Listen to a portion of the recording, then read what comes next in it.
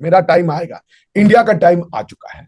और ये जो टाइम आएगा नहीं, ये आने वाले 150 साल तक एक नए वर्ल्ड ऑर्डर का क्रिएशन करेगा। कि पाकिस्तान ने अमेरिका के लिए क्या क्या बर्दाश्त किया और कई ऐसे सबूत डोजियर जो भारत यहां दहशतगर्दी करते हुए पकड़ा गया और कर रहा है, उसके सबूत दुनिया को दिखा चुका है पाकिस्तान। सबने अपनी किताबों में हमारे लिए कूड़ा कचरा लिख के रखा हुआ था, लेकिन हुआ ये कि उतना नफरत फैलाने के बाद भी आज यूरोप भी कहने को मजबूर है कि भाई भारत से आयुर्वेदा सीखो, भारत से योगा सीखो, भारत से पीस सीखो। इंडिया, पाकिस्तान, अमेरिका, चाइना एक ऐसा लव ट्रायंगल है जिसने एकता कपूर के सीरियल्स को भी फेल कर दिया है। नए तरीके से दुनिया को देखा जाएगा और भारत उसको चलाने वाले जो 5-6 लोग मिल करके डिसाइड कर रहे होंगे कि दुनिया कैसे चलेगी, उसमें भारत एक डिसीजन मेकर का रोल अदा करेगा। हमारी हुकूमतें बेहतर तौर पर जो भारत दहशतगर्दी कर रहा है पाकिस्तान में, उसकी तशहीर करने में दुनिया में उसको जाहिर हम सबूत और डोजियर तो देते हैं, लेकिन कहां पर हम लैग करते हैं। इस पूरे इलाके में, इंडियन सब कॉन्टिनेंट में अगर कोई डेमोक्रेसी है तो वो इंडिया है। जैसे कि जर्मनी से लेकर अमेरिका तक वो कौन सा एग्रीमेंट है कि जिसमें उन्होंने ये बात नहीं की कि हमें जो तो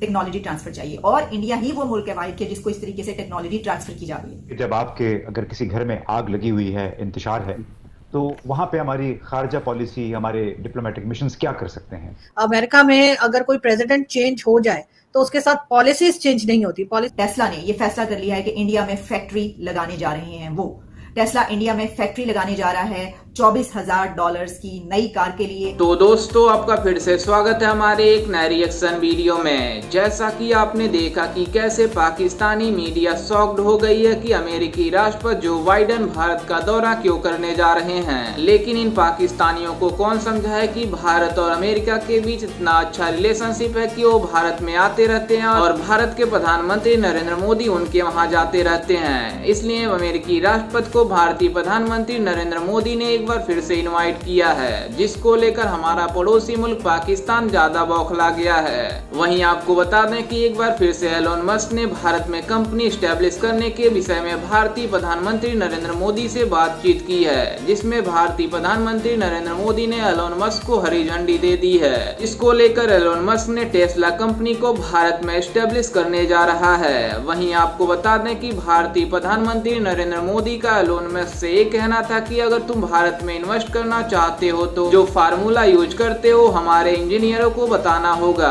तभी हम भारत में तुम्हें इन्वेस्ट करने देंगे, जिसको लेकर एलोन मस्क ने हाँ कर दिया है। खैर, इस पर आपकी क्या राय है, हमें अपनी राय कमेंट में जरूर दीजिएगा। तो आइए देखते हैं कुछ और पाकिस्तानियों का इस पर और क्या कहना है। इंडिया आज के डेट में जितनी भी मेजर पावर सेंटर्स हैं, उनके जो हेड ऑफ स्टेट हैं, they all are eager to invite prime minister Modi. तो ये मोदी जी को बुलाया जाए या मोदी जी के यहाँ कोई आए, ये दोनों ही बड़े बड़े एजाज की बात है, बड़े सम्मान की बात है। जैसे आप देख लें, अभी फ्रांस के नेशनल डे, बैस्टिल डे जिसको वो कहते हैं, उस पे उन्होंने प्राइम मिनिस्टर मोदी को गेस्ट ऑफ ऑनर बनाया। This is a big achievement.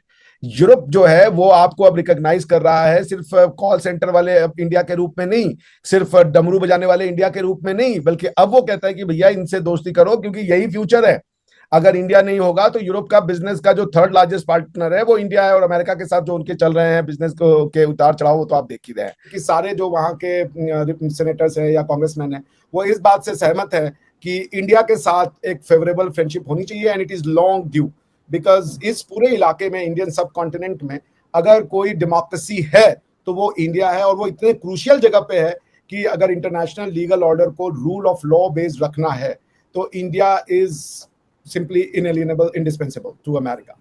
मगर ये जो रिलेशनशिप था, ये किसी भी रीजन से उस नहज तक नहीं पहुंच पा रहा था जहां इसको होना चाहिए था, गिवन कि दोनों कंट्री का वैल्यू सिस्टम सेम है, कोर दोनों का सेम है, लेकिन फिर भी somehow we were not able to meet. क्योंकि हमने कभी किसी की बुराई नहीं की। अब दुनिया उल्टी हो गई है, अब दुनिया हमें बुला रही है कि भैया आइए, हमें बताइए कि क्या हम कर सकते हैं कि जो वर्ल्ड है वहां पे पीस हो सके, दुनिया में जो है वो इकोनॉमिक डेवलपमेंट हो सके। क्योंकि हमने तो चाइना को डेवलप कर दिया, वो समझ के कि चाइना की इकोनॉमिक डेवलपमेंट से हमारी इकोनॉमिक डेवलपमेंट होगी, मगर हुआ उल्टा। अब चाइना उन्हीं को आके तर रहा है, चाइना उन्हीं को बता रहा है कि हमारे हिसाब से चलो, नहीं तो हम तुम्हें बताएंगे।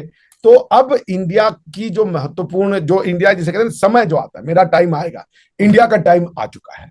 और ये जो टाइम आएगा नहीं, ये आने वाले 150 साल तक एक नए वर्ल्ड ऑर्डर का क्रिएशन करेगा। नए तरीके से दुनिया चलाई जाएगी, नए तरीके से दुनिया को देखा जाएगा, और भारत उसको चलाने वाले जो 5-6 लोग मिल करके डिसाइड कर रहे होंगे कि दुनिया कैसे चलेगी, उसमें भारत एक डिसीजन मेकर का रोल अदा करेगा।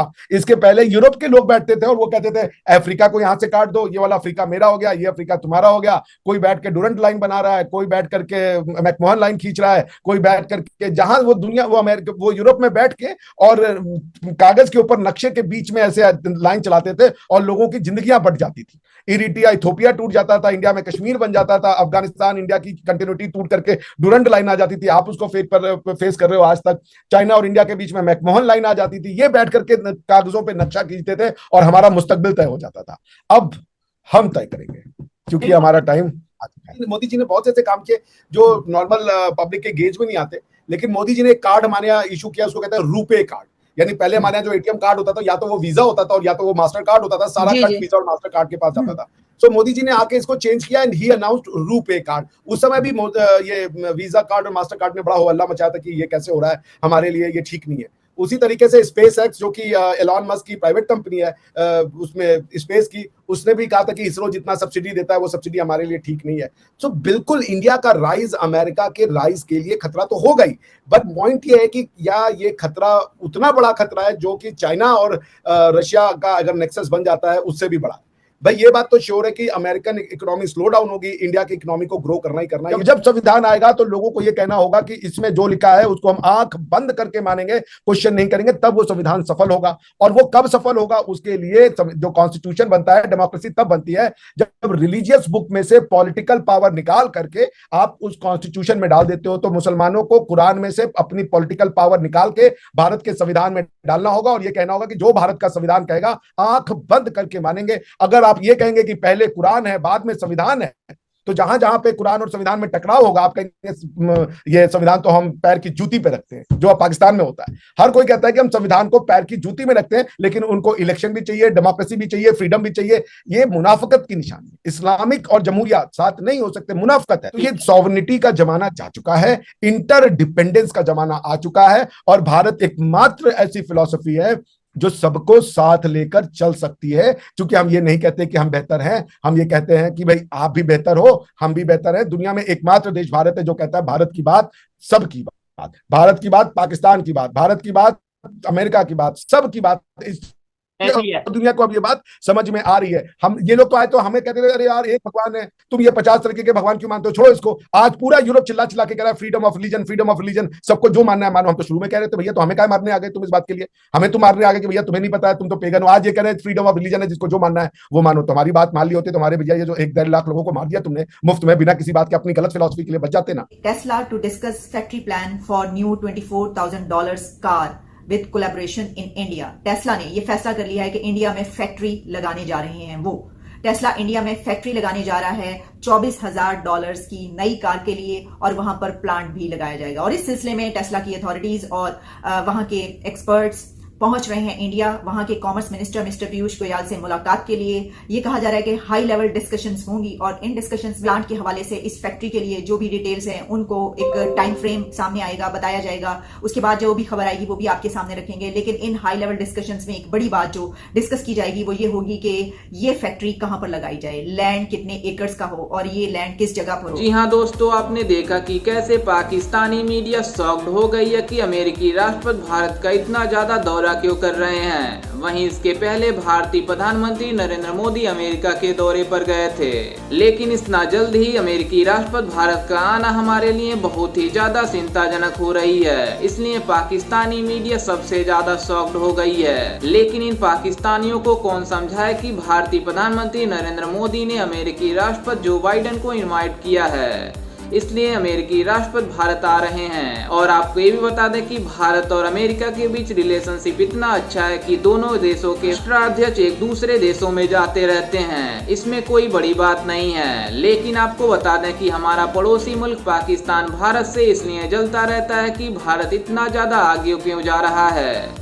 लेकिन इन पाकिस्तानियों को कौन समझाए कि भारत से देखकर जलना नहीं चाहिए, बल्कि अपने देश में कुछ काम करना चाहिए। लेकिन इन पाकिस्तानियों को चुगली करने की आदत है। वहीं आपको बता दें कि भारतीय प्रधानमंत्री नरेंद्र मोदी इसलिए विदेशों में जाते हैं कि वहां से उन देशों के बीच हमारा ताल्लुकात अच्छा रहे, इसलिए भारतीय प्रधानमंत्री इतना ज्यादा विदेशों का दौरा करते हैं। और आपको बता दें कि इसके पहले भारतीय प्रधानमंत्री नरेंद्र मोदी फ्रांस के दौरे पर गए थे, जिसमें वहां फ्रांस के राष्ट्रपति ने भारतीय प्रधानमंत्री नरेंद्र मोदी अपने नेशनल डे के लिए इनवाइट किया था, जिसमें भारतीय प्रधानमंत्री नरेंद्र मोदी फ्रांस के दौरे पर गए थे, जिसको लेकर पूरी दुनिया भी देखकर हैरान हो गई। वहीं हमारा पड़ोसी देश पाकिस्तान तो इसको देखकर शॉक्ड हो गया था कि भारतीय प्रधानमंत्री की पॉपुलैरिटी इतना ज्यादा कैसे हो रही है। वहीं आपको बता दें कि जब पाकिस्तान का प्राइम मिनिस्टर फ्रांस के दौरे पर गया था तो उसको रिसीव करने के लिए कोई भी नहीं गया था। लेकिन आपको बता दें कि जब भारतीय प्रधानमंत्री नरेंद्र मोदी फ्रांस के दौरे पर गए थे तो वहां के प्राइम मिनिस्टर उन्हें रिसीव करने के लिए एयरपोर्ट पर गए थे, जिसको लेकर पाकिस्तानी मीडिया अपने ही प्रधानमंत्री को गाली दे रही थी। खैर, इस पर आपकी क्या राय है, हमें अपनी राय कमेंट में जरूर दीजिएगा और साथ ही हमारे चैनल को सब्सक्राइब करना बिल्कुल भी ना भूलें।